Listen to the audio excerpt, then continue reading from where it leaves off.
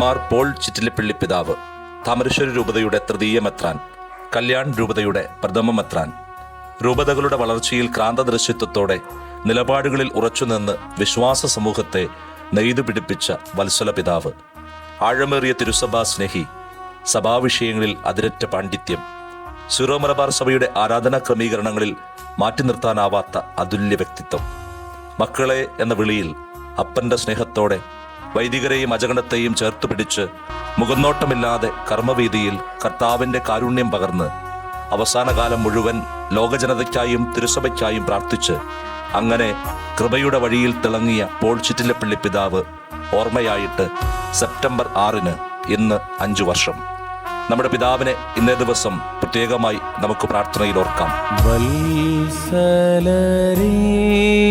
Thamarassery cathedral പള്ളിയിൽ ശനിയാഴ്ച September 6 രാവിലെ 11 മണിക്ക് നടക്കുന്ന വിശുദ്ധ കുർബാനയിൽ പങ്കെടുത്ത് നമ്മുടെ ചിറ്റിലപ്പള്ളി പിതാവിന്റെ ആത്മാവിനെ നമ്മുടെ സ്നേഹമറിയിക്കാം. പിതാവിനായി നമുക്ക് പ്രാർത്ഥിക്കാം.